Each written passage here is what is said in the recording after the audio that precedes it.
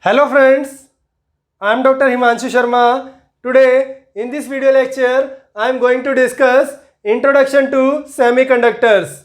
So let us start with the definition of semiconductor. A semiconductor is a material whose resistivity lies between an insulator, that is glass, and a metal, that is copper. Means a semiconductor is a material whose resistivity lies between an insulator and a conductor. For example, let us take this material. Let us consider this material is a semiconductor. Then the resistance offered to the current through it should be between a glass or a metal, that is copper.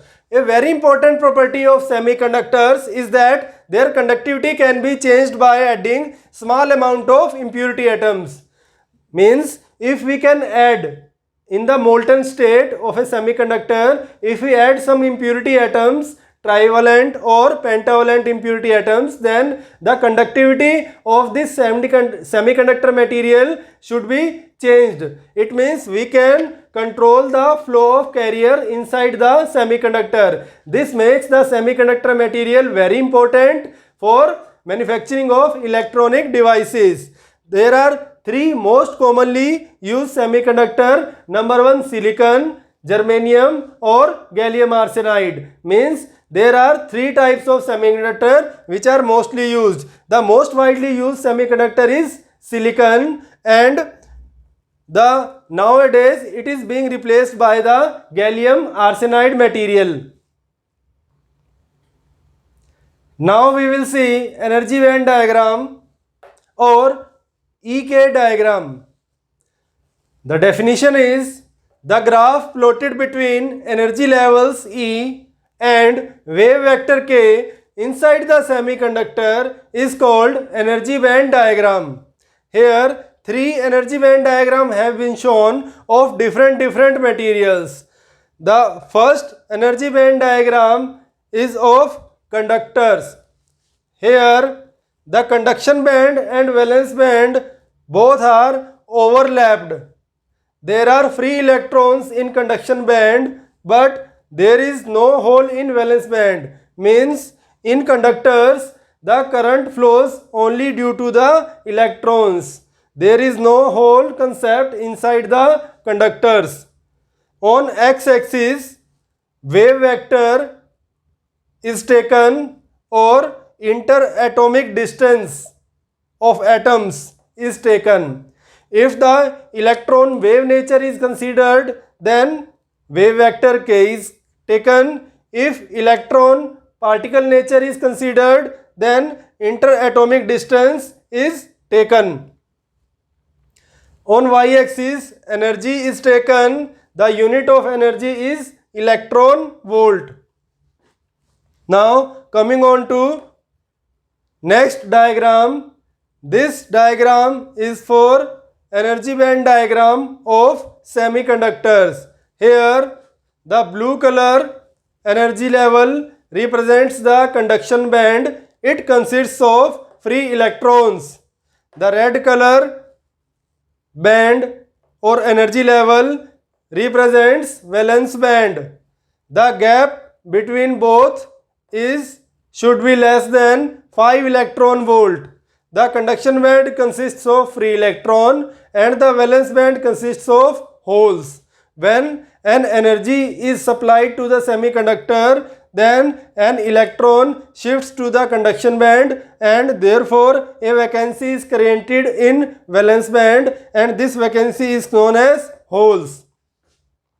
The third diagram is for insulator energy band diagram. Here the energy band gap should be greater than 5 electron volt. It consists of very less or negligible amount of free electrons and holes. So this is the energy band diagram of insulator. It means if the gap is large, then therefore the practically no current flows through the insulator. But if the energy band diagram energy band gap is less, then when an external energy is applied, then electron shifts to the conduction band and hence current flows. In conductors, as soon as current is applied, immediately the electrons start moving inside the conduction band. So this is the concept of energy band diagram inside the material, that is conductor, semiconductor and insulators. Now we will see electron hole pair. In semiconductors, when an external electric field is applied, then electrons are shifted to the higher energy states. Thus, a vacancy is created which is called as a hole in the previous energy band. This phenomena is called carrier generation. So carrier generation is very important phenomena in semiconductors. To understand the carrier generation, the concept of electron hole pair is used. Here you can see in this diagram, when an external voltage is applied to a semiconductor, then the electrons shifted to the higher energy states, that is conduction band.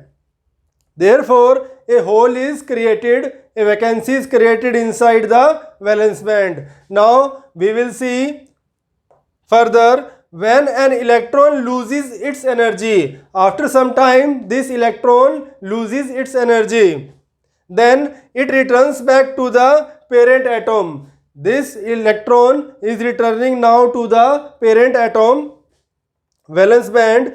The electron recombines into any freely available hole in the valence band. This electron recombines with any freely available hole in the valence band. This process is called recombination of carriers. This process is called recombination of carriers. So now we have learned carrier generation, carrier recombination and electron hole pair. One thing I would like to add over here also, when electron loses its energy, when the electric supply is disconnected or automatically after some time the electron loses its energy. So the answer is, even if the electric voltage is applied to the semiconductor, the electron loses its energy automatically. Why? Because there are million, billion and trillions of electrons inside a semiconductor, and we don't know which electron is having how much energy. So with this electron, there are many electrons. Some electrons which are at the lower level of conduction band gets detached from the conduction band and reaches at the valence band. So this is a continuous process. In this fashion, the current flows inside the semiconductor, and this is the concept of electron hole pair. Thank you.